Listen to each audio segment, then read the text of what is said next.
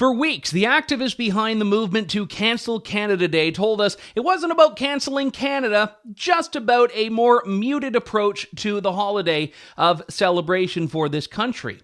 What we saw in Manitoba on Canada Day, if we can still call it that, proved that this was not in fact the case.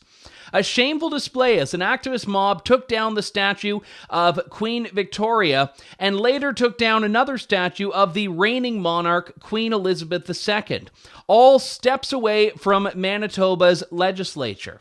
It was just about 6 months ago that desecrating a house of government was seen as an act of insurrection. Now it's seen as something to itself be celebrated. If you don't believe me, just take a look at this tweet from Manitoba Member of Parliament for the NDP, Niki Ashton, who shows a picture of Queen Victoria's statue being taken down and says, "Decolonization on the grounds of our legislature on Treaty 1 territory, the homeland of the Métis," with an orange heart and the hashtag "No Pride in Genocide."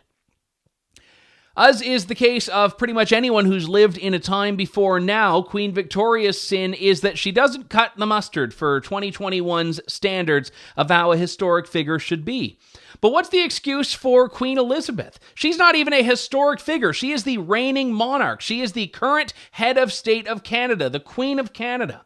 And her statue now lies on the ground in Manitoba. No one charged for these acts of vandalism. In fact, police charged someone who was angry about the vandalism. And in Manitoba, it's been illegal to, go to a church service for most of the past year. But if you want to take down the statue of the Queen, if you want to take down another statue that has been there for decades, that is all fair game. You see, it was never about the statues, not in the least. It was always about tearing down the very foundations of this country. By tearing down a statue of Queen Elizabeth II, they're in effect saying that they want regime change. They do not respect the legitimacy of Canada as a country. In some countries, lèse-majesté is a capital offense. But you would say, well, not Canada. We have freedom of speech. We're better than that. That is the point. These activists have a freedom and a latitude in this country they do not have anywhere else, yet they use that to piss all over this country that is a free place, that is giving them something they don't have anywhere else in the world. And that's precisely the cognitive dissonance at play here.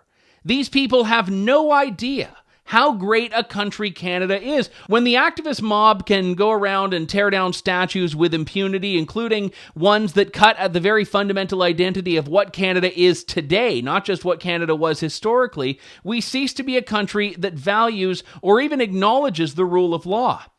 To go back to Niki Ashton for a moment, this is a 4-time Member of Parliament, which means she has taken, by my count, at least 4 oaths of loyalty to the Sovereign of Canada, whose statue now sits on the ground and whose dismantling of that statue Niki Ashton celebrated.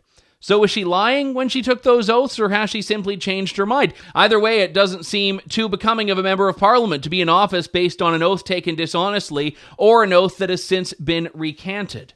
These people do not like Canada. They do not want any part of making Canada better because they fundamentally believe Canada is itself evil. This visceral loathing of the country cannot be combated by reason. That's the problem with this. So anyone saying we need to sit back and listen and hear them out, anyone thinking that by not standing up for Canada Day, they are advancing dialogue, they are sorely mistaken.